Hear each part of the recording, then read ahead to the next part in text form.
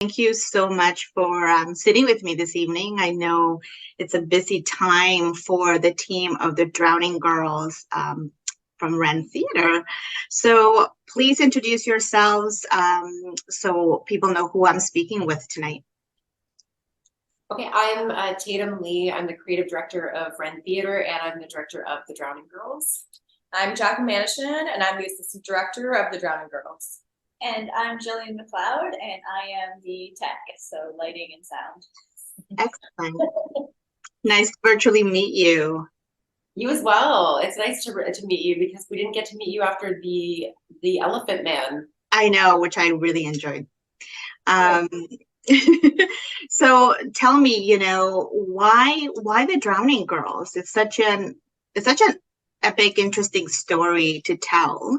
And in terms of timeliness, what was the reason for thinking of putting this production together now?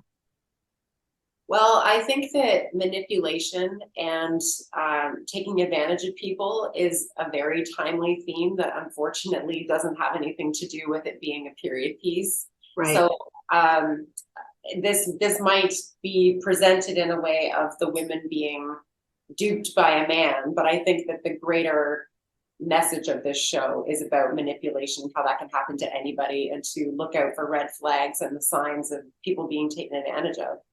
Mm-hmm. So just to set it up for people at home, the play follows three women who basically were married to the same man back in Edwardian times, and this man ended up being a con artist, like you said, a manipulator who basically took life insurance policies on all his wives. It was more than three, I understand. So let's talk about the behind the scenes of this production. I know you're at the Red Sun Castle Theater. So let's talk about, what is the discussion before casting in terms of the three of you and sort of using the space once you're there? Well, casting is we sort of operate in Wren Theatre like a repertoire company. So like we pull from the database of actors that we have, and we also cast new people as well. Amanda D'Souza, she is new to our theatrical group, and we're very, very excited to have her. But Adriana and Vicky, we've worked with them before on previous productions. So Adriana Prosser has a ton of Edwardian and Victorian knowledge. So I really wanted to work with her. She's been an asset to me, just based on like the things that would be socially acceptable at the time. Like little things that you wouldn't even think of, like, oh, like if we were to all stand, like the man would have to stand first, like things like that we might not immediately think in today's world. So I wanted to work with her on this particular project. And Vicky Villanosi, her character is so hopeful and so full of life and love, and ended up having such crushed dreams. And Vicky is amazing at making a very serious scene comical and full of multiple emotions. And so I thought she would really bring life to the character of Bessie. So it is a show that has all three women on stage for the whole thing. Nobody leaves. So chemistry is something that is extremely important. And so I knew that Vicky and Adriana would have that. And Amanda has just been beautifully put in there with the two of them. So they have great chemistry, the three of them together. For sure. And how do you work with Jaclyn in terms of, direction and anything else that has to do with behind the scenes for the show? Well, she's literally my right-hand woman. Like, she helps me with almost everything. So I mean, all of this would not have happened without this one, without both of these incredible women. So, Gillian too. So she's do you want to explain like what I mean, this is my second play. I've always kind of worked in the creative world. I was a writer in advertising, and I wanted to get a nice outlet for creative fulfillment. And so my first play was with Tatum as a stage manager, and I just kind of learned to be proactive. I just kind of saw what needed to get done, and then just would pick up and ask her like, hey, what about this? What about this? So a lot of that helped me get to this place to be the assistant director. And then just from witnessing The Elephant Man start to finish, I was able to bring that knowledge into this. Jaclyn has an amazing quality of, if you need something done, it was done yesterday and efficiently and done. So for me as a director, where not only are you trying to keep the whole show going with the flow of the rehearsals and the props and the set and all that stuff, making sure that you have an extra set of eyes on everything is so important. And Jaclyn is just so on it and so extremely like the definition of capable. So we're a great team. Yeah. And I'm hoping that we'll get to do lots of shows together. And yeah, one thing I guess I would add, like as the assistant director, differentiating from stage manager, is getting to have some creative say, which was new to me, especially with someone that's so junior in the theater world. And so, yeah, I just watched and listened to Tatum and saw her style from The Elephant Man. And then as this play came on, we had such a collaborative nature on set between all of us, giving opinions and workshopping scenes. And so I just started to learn my place.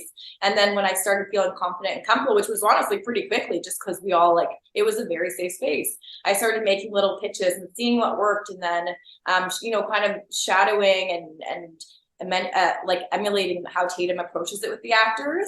And that has been a really amazing experience to see, you know, a note come to my head, pitching it in a way that was receptive, and then seeing it come to life. So that's been like, I think, the coolest part on this play.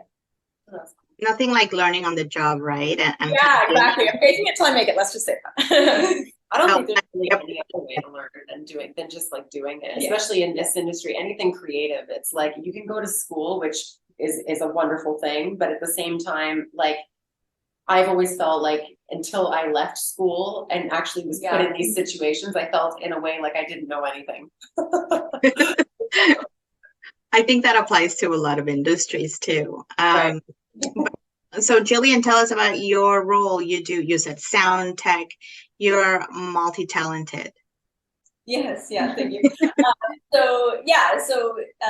Again, similar as with Jaclyn, we worked on The Elephant Man together. So this is my second production with Wren, but this time we're at a new location. Right. So it was the challenge of being in a new space with a new lighting grid and new software, and learning how to use that software and getting it all programmed and set up. So it's been a really good learning experience. Again, you know, you can go to school and you can learn things in school, but until you, you know, actually get in there and do it yourself, then you're going to see and learn a lot more than you did before. 100%.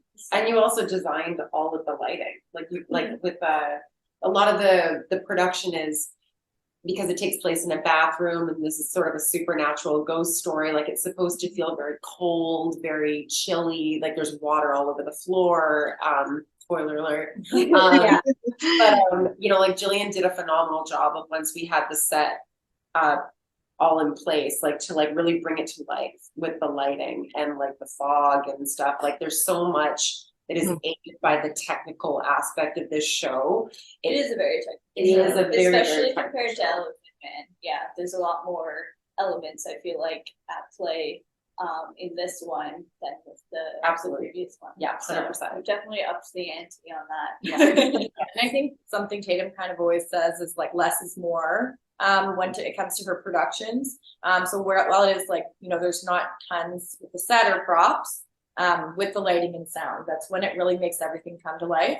The music is bone chilling and interesting and, you know, sets the tone, and so does the lighting, and Gillian pulling it off in this new space, which we have not had tons of time in. Yeah, it's mind blowing. So yeah, kudos to you.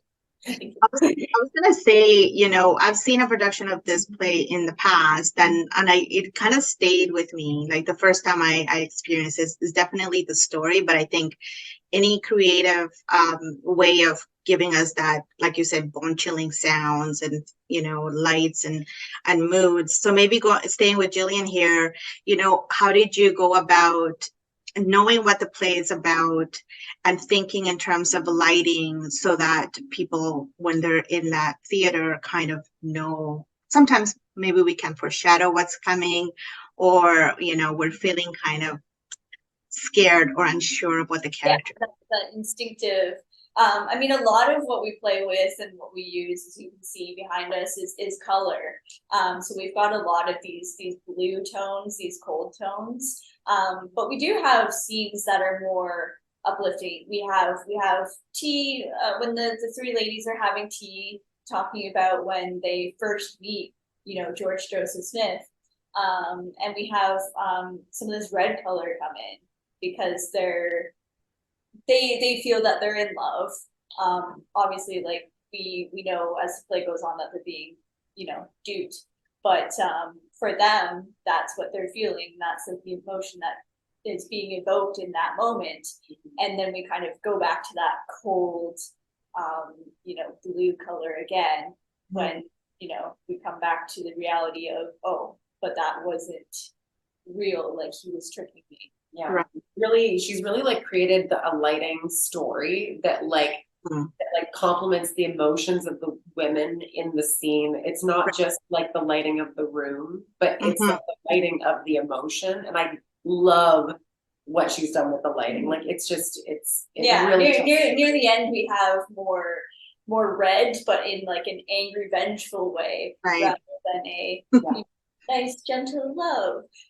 So even the meaning of those colors kind of change throughout as we learn more. And the music kind of helps with the transitions when it goes from those like hopeful places. So it kind of, the music then suddenly shifts. Like there is like, pretty drastic music shifts. And that helps kind of shake the audience out of feeling hopeful and lustful to being scared. Yeah. I think it's emotional shock. A lot of shrieking. Well, that is part of the story, right? What has stayed with you as you're preparing for the opening, which is tomorrow, by the way? What are some of the surprising elements in terms of putting the production together, the three of you, or what you've experienced with your cast? That's sort of maybe it's like an image, a feeling, or a particular line. Any of you can, or all of you actually could comment on that. Yeah, I think that the thing that has surprised me the most and has stayed with me, like aside from the message of the play, has actually been, this is the first time I've ever worked with a show that is dealing with water. And like all the challenges that has brought, especially when you're not able to rehearse in the space that you're actually going to be doing the show on until it's much later down the road. You're only sort of speculating what you're in for, and like you won't know until somebody's wearing like a full Victorian dress and it's soaked, and where they're moving across the stage, how long that lingers for, how much is going across the deck. So it was a great challenge for all of us, I would say, but like for me as a director, and it's something that I'm very proud of actually, is regardless of, how it's received or whether the show does well or not, just based on trying to tackle that when I've never done a show like that before. So I will always remember this particular production as a team effort with tons of very technically challenging. Yeah, very technically challenging, and something that I feel really great about the results of what we've all come up with would be what I would take away from this show. What about you? Yeah, I mean, what a feat. It's a script that I'm still not sick of, and I've heard it 100 times. So like, that's a testament to the writing. It's incredible. It's funny. It's interesting. It makes you want to cry. It makes you reflect on society a lot. But I guess, now that you've asked that question, the biggest takeaway I think thematically has been for me is like teamwork, female friendship, and seeing this cast who only have each other on stage support each other to get to this place, because it's basically when they're up there without, ever being able to take a break, when one person misses a line, the other person saves them. And they just have created such a trust, like even downstairs now, when we go downstairs in between rehearsals, the camaraderie and the relationships they've now built from getting through this together. It's kind of interesting because the whole play is like these women that say they need a man to be happy and all that. And then here it is, like, you know, you just kind of need the love and support of people in your life and not necessarily a partner. So yeah, I don't know. It's just the teamwork and camaraderie that it's built. Bouncing off of that as well, you know, the theme about this, you know, it's very much a female empowered, female focused story. And then here we are, we're a team of all women. Yeah. It's very cool. Put this together. So, you know, the theme kind of goes a little bit beyond it's Inception itself. To incorporate the actual reality of, like, you know, it's an all woman team that have put this together. And that's what's made it so special to like hear and then witness how it's bled over into running this production. So yeah, it's amazing to be able to do it as all women. Yeah, I would agree that, you know, there has to be camaraderie all across because, again, it's only 3 members of the team on stage, and then the rest happens behind the scenes that supports them, right? And kind of guiding them along this journey of you know, these 3 women. You know, for people who are planning to attend the production, you know, without giving anything away, but I think, you know, the title of the story is pretty already giving a lot away. But, you know, what can they expect in terms of, you know, spectacular acting. Yeah. No, it's true. It's true. Some of the things, I mean, during rehearsals when that dance sequence finally pulled together, and you know, Bessie is on the ground and she's just like, it's all, and I'm like, wow, like it's you can feel it in the air. Like quiet, none of us like no, you get I've got chills every time. Yeah. From their acting. It's just it's an amazing thing to see. They're all so talented. And there's so many other scenes too. That's just one example. But I have so many favorite scenes, you know, in this where I'm like, this is really funny, or like, you know, some of the bits that these ladies came up with. They take every single side character that's a 3-line character and bring it to life to be like, I know who that person is, and that is it's more than just they're more than just 3 characters. There's like 20 characters, and each of them is so distinct because of how they act. So anybody that is interested in true crime, I think they need to know coming to this show that this is based on a true story. It is true. It's based on 3 women. The 3 out of the 8 that this man married, he murdered 3 of them. And even though it's a supernatural play that kind of takes place after those true events, these are 3 women's lives that really existed and were really, you know, their dreams were crushed. You know, they had a very difficult time based on the societal needs at that particular time in history. I feel like some of those things it's still rings true today. Yes, that's the sad part, is that some of it is pressures. So anyone, single or, you know, man or woman, it's kind of a really important lesson to learn is to have your guard up, not feel the pressure from society, and listen to your family's instincts and people you trust instincts. So and your own, Yeah, and I would add to that I think you're honoring the women's stories at the same time, because they get to be, you know, their story gets to be told, right? Yes. We learn from that, you know. And that's one of the things I love about this story too, is that you know, their story gets to be told, and then George Joseph Smith isn't even a character.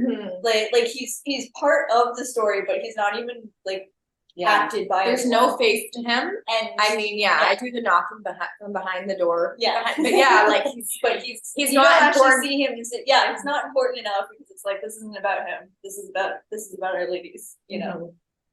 Yeah, I agree. I think that's sort of the poignancy of the play as well, in that it really is about these women, giving them a voice, and sort of, you know, lessons learned or Goodbye, Vicky Bellingham.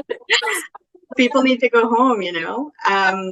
But thank you so much for speaking with me. I am really looking forward to the production, and I wish you really great success tomorrow on opening.